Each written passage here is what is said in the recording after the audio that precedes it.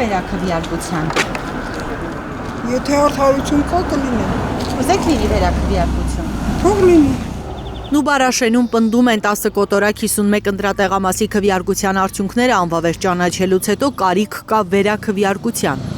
Դուք կգնաք նորից քվեարկության։ Խիչ եմ էթա, բայց պիտի անեմ երգիրը սա աղջիկ ջան։ Որոշ քաղաքացիներ մեծ հույսեր չեն կապում նոր ընտրությունների վերաքվեարկության հետ։ Ինձ համար միևնույնն է։ Մեկային ուզած մարդը չի նստելու։ Մենք ով ենք, որ այս երկրում ինչ-որ բան որոշենք, ասում է Նուբարաշենի այս բնակիչը։ Նկատում, որ գրեթե նույն կերպ մտածում է կենտրոնական ընտրական հանձնաժողովը, երբ անվավեր է ճանաչում տեղամասի քվեարկության արդյունքները ու չի նշանակում վերաքվեարկություն, ոտնահարելով տեղամասի բնակիչների իրավունքները։ Բայց ես ով եմ։ Սովորական մարդ եմ, իմ խոսքը չի անցնի։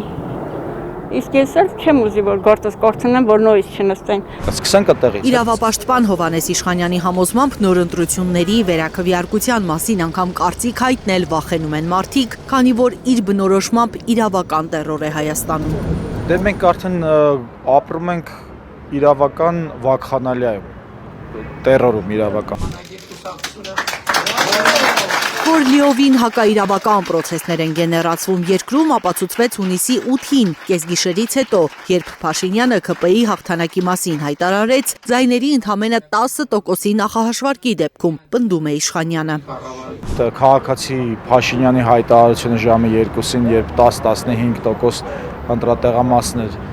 մշակվելու ինքը իրեն կոչեց հաղթանակած, դա համարական կարգի տապալում էր, գործառույթները կենտրոնական ընտրական հանձնաժողովի այլևս գոյություն չունեն, ապացուցեց, որ գոյություն չունի եւ դրանից հետո ցանկացած բխող արդյունք, գործողություն, որոշում ինքը այդ իրավական վախանալիայի մեջ է։ Այս ամենից հետո իրավականություն ակնկալել կենտրոնական ընտրական հանձնաժողովից խորհուրդ չի տալիս իրավապաշտպանը։ Ասում է, կառույցի նշանակությունը կորել է այն պահից, երբ քաղաքացիական պայմանագիրը կառույցի նախագահ է նշանակել Յուրային Վահագն Հովակիմյանին։ Մենք գիտենք, չէ, ասենք մեկին գումարացում եք հավասար է 2։ Հիմա կան ասում են մեկին գումարացում եք հավասար է ծառ։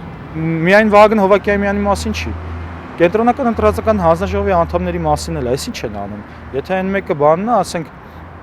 նկարիչն է, այն մյուսներն էլ այդ բաներն են, էլի կողքից վրցին տվողներն են։